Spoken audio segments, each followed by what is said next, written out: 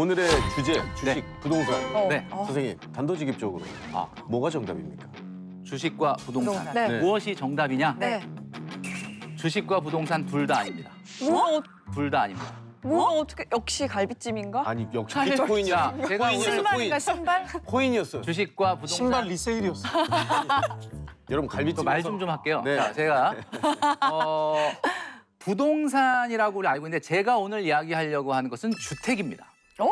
무슨 차이야? 그게 주택 부동산 아닙니까? 중에서도 그게 주택 부동산 중에서도 아파트. 자, 부동산 아니냐라고 얘기하실 수 있는데 네. 부동산이라는 게 어떤 의미를 갖고 있냐면 사실 좀 움직일 수 없다. 맞네. 현금화하기 어렵다라는 특징으로 많이 소개가 되거든요. 네, 자, 그런데 아파트는 네. 저는 세미 캐시다라고 얘기하고 싶어요.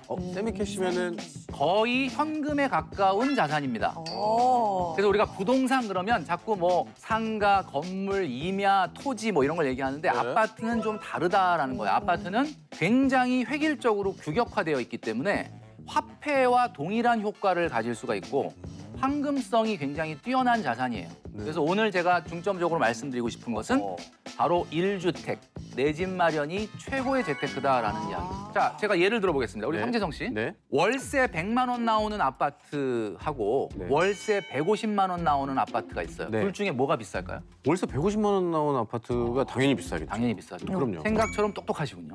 역시. 너무 맞췄어. 자, 맞췄어요? 현금 흐름이 당연히 말씀하신 대로 1,800만 원 나오는 높은 거. 아파트가 비쌉니다. 네, 네, 상식적인 얘기인데. 상식적인 제가 네. 좀 전에 얘기했잖아요. 현금 네. 흐름의 양이 자산 가격에 네. 영향을 미친다. 이건 좀 집값이 당연하게 비싸면 당연히 월세도 비싸죠. 비싸죠. 네, 네. 자, 그다음에 두 번째는 뭐냐면 월세 100만 원 나오는 아파트하고 월세 100만 원 나오는 상가.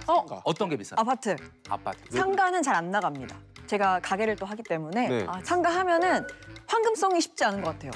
정답. 이야. 자, 똑같이 현금 흐름이 1200이라 하더라도 네. 현금 흐름의 안정성이 가격에 영향을 미치거든요. 그래서 아파트는 공실이 없습니다. 네. 그러나 상가 건물은 어떻죠? 공실이 될 수 있는. 세입자가 나간다고 할 수도 있고 비어 있을 수도 있고 월세 항상 들어온다고 보장할 수가 없어요. 그래서 현금 흐름이 이렇게 똑같아도 현금 흐름의 안정성에 차이가 나기 때문에 가격이 달라지는 거예요. 맞아. 자, 그다음에 마지막 세 번째. 네. 기대감이 자산 가격에 영향을 미칩니다. 월세 100만 원 나오는 강남의 아파트가 있어요. 아파트. 월세 100만 원 나오는 비강남의 아파트가 있어요. 어떤 게 비싸요? 이거는 월세 100만 원 나오는 강남 아파트가 비싸요. 왜냐? 어쨌든 더 많이 오를 것 같아.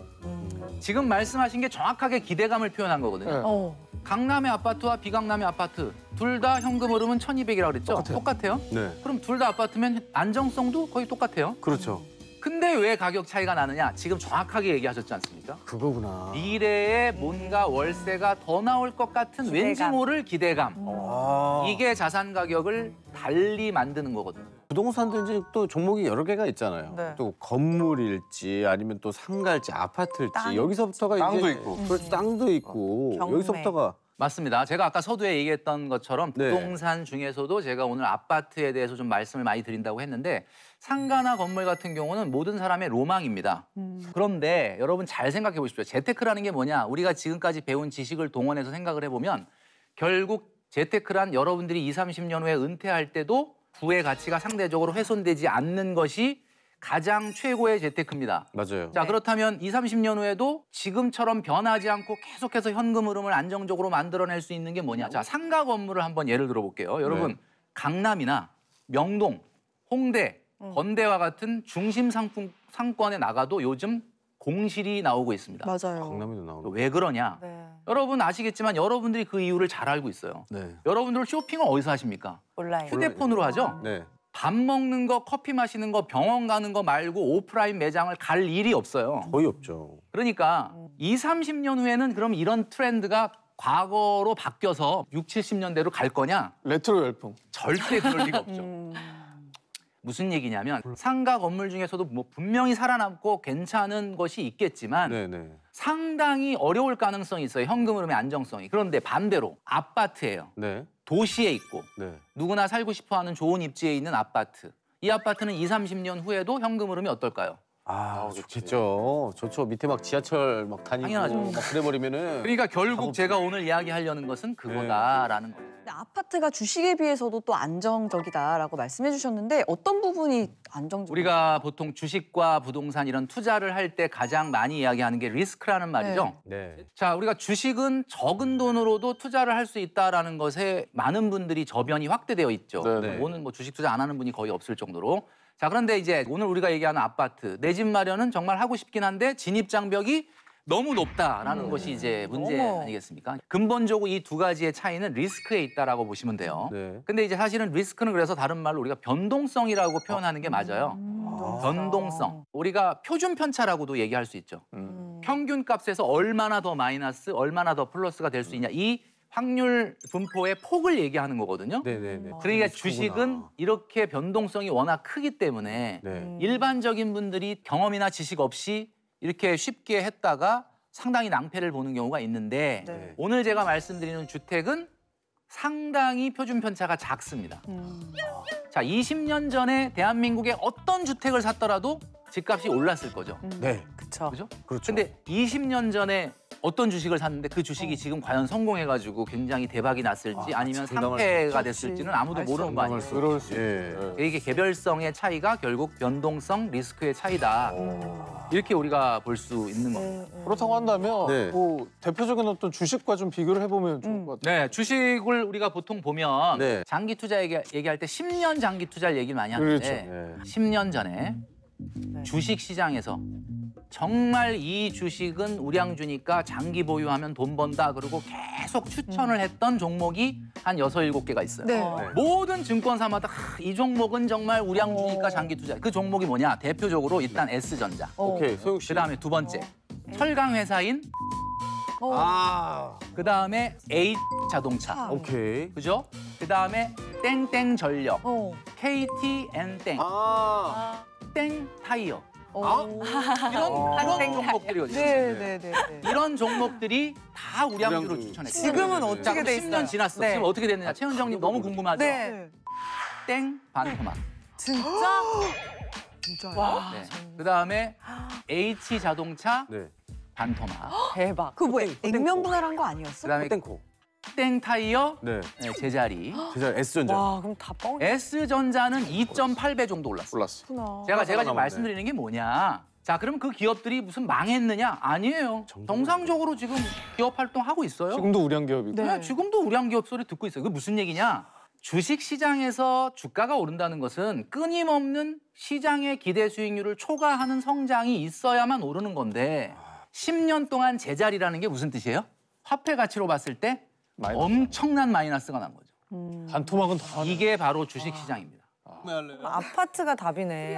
오히려 그러니까 주택 특히나 아파트에 좀 마음이 좀 많이 쏠리고 그런데 있는데. 이제 한계가 있는 게 아파트가 뭐 좋다는 거 많은 분들이 알죠. 근데 이제 아까도 말씀드렸던 것처럼 아파트라는 게 그 진입 장벽이 무슨 너무 문지방 높아.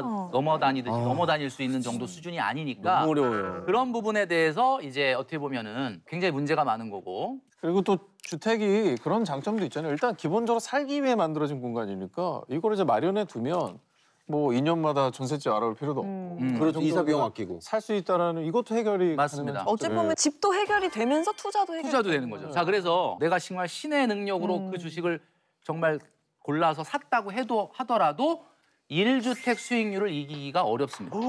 이게 왜 그러냐면 지금 방금 말씀하신 것처럼 아파트에는 사용 가치라고 하는 특수한 내용이 들어있기 때문에 그래요. 10억짜리 아파트를 예를 들어 볼게요. 우리가 서울에 있는 아파트 전세가가 7억이에요. 네. 제가 거기서 전세를 만약에 살고 있다. 근데 이 집을 너무 사고 싶어. 네. 그러면 얼마를 투자해야 되냐면 바로 3억을 투자하면 돼요. 자, 이 3억을 우리가 뭐라고 부르죠? 갭. 갭. 리스크. 정확하게 맞아요. 갭이 실제 투자 금액이에요. 근데 주식 10억 원어치에 투자한다 생각을 해볼게요. 오, 최악이야.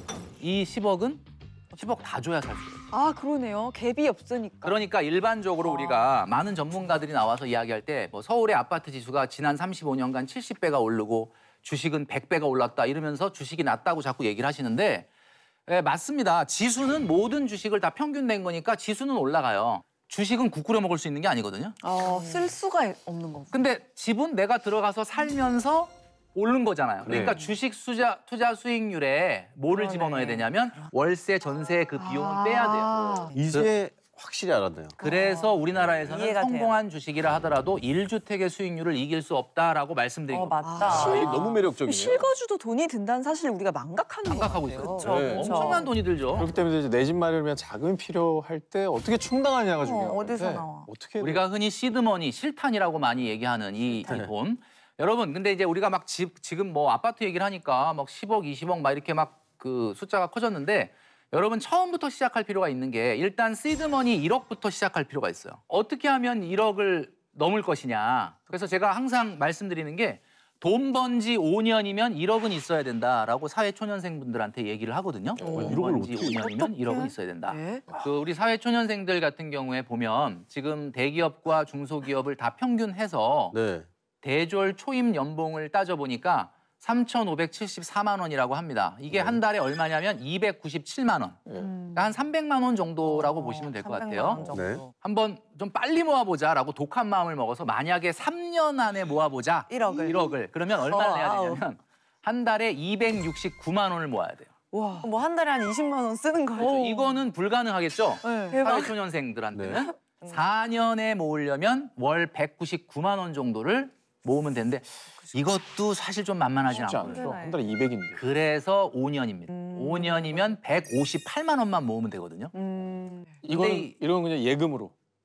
그러니까 뭐 만약에 저축을 한다면 그렇다는 뜻이죠. 네. 뭐 여기에 뭐 아니 근데 주변에 보면은 저도 사회초년생 때 그랬고 이게 뭐 사람들이 흔히 막 통장 된다고 하잖아요. 근데 그냥 분명히 월급이 들어왔는데 웃기다. 다 막 퍼가요 해가지고 텅비네. 통장이 된다. 월급은 통장을 쓰지. 네. 그래서 로그 아웃, 로그 인, 로그 아웃 뭐 이런 네. 얘기하고. 그래서 왜 이렇게 돈을 모으기가 다들 힘들까요? 그래서 제가 여러분들 내가 왜 직장 생활 그래도 꽤 했고 왜 이렇게 돈이 안 모이는지 그 안 모이는 이유에 대해서 말씀을 드릴 건데 네. 일명 내가 돈을 못 모으게 하는 오적. 오적. 내 통장에도 오적이 있구나. 오적이 있어. 자, 그 오적을 한번 알아볼까요? 첫 번째는 이 세상에서 내가 돈 모으는 거를 방해하는 유일한 사람이 있으니 그게 바로 나 자신이다. 아, 내 잘못이었어. 아. 나노.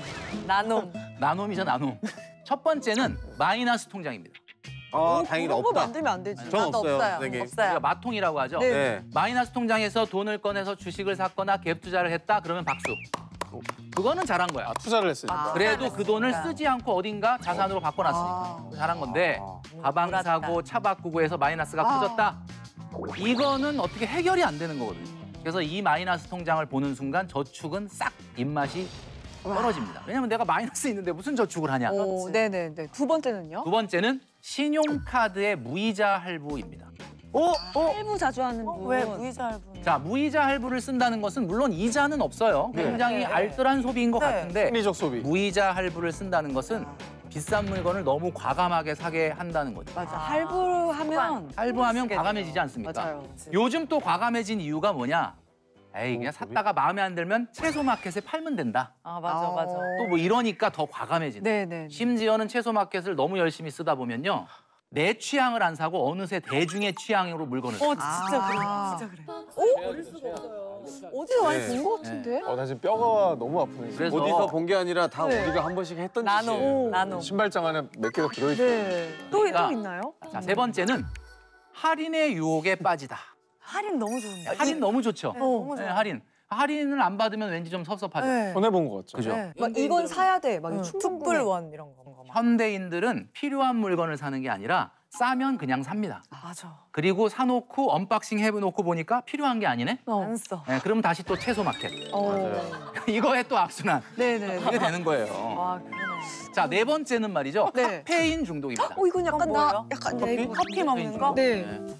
카페인 중독 커피 값이 얼마나 된다 그러냐라고 말씀하시는데 저는 커피를 얘기하는 게 아닙니다. 네. 그러면 카카땡, 페이스땡, 그 카페인 그거 왜? 인땡땡 그램을 얘기하는 거예요. 그게 왜? 왜요?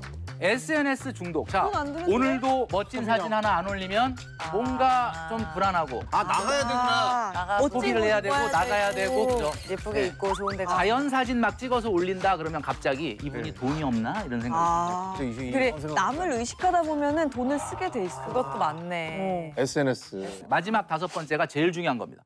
바로 목적 없는 저축. 목적 없더라도 저축하면 좋은 거 아니에요? 왜 저축을 왜 하세요? 저요? 사실 저도 왜 하는지 모르겠어요. 그렇죠. 그냥 일단 대부분 분들한테 저축을 왜 하냐 물어보면 이렇게 얘기해요.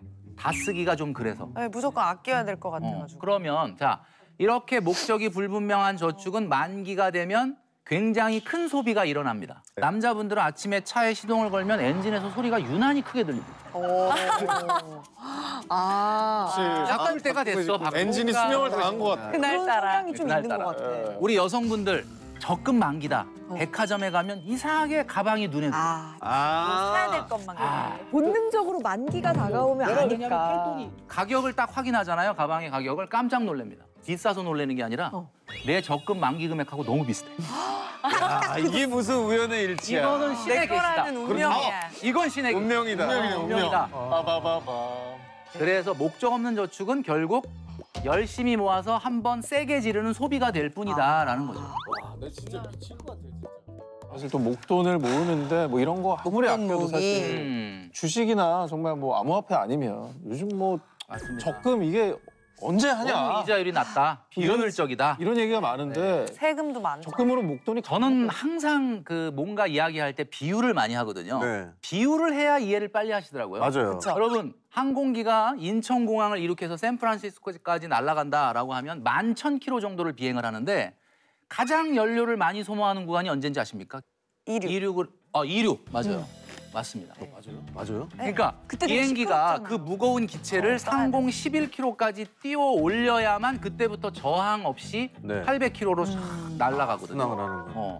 제가 말씀드렸죠. 네. 1억까지 시드머니를 만들 때 뭐 주식으로 할 수 있고 코인으로 할 수도 있겠지만 이건 뭐 1억이 되면 다행 안 되면 말고 이게 아닙니다. 여러분들 1억이라고 하는 시드머니를 만드는 것은 굉장히 중요한 문제이기 때문에 마치 비효율적인 것 같다 하더라도 저축을 하셔야 돼요.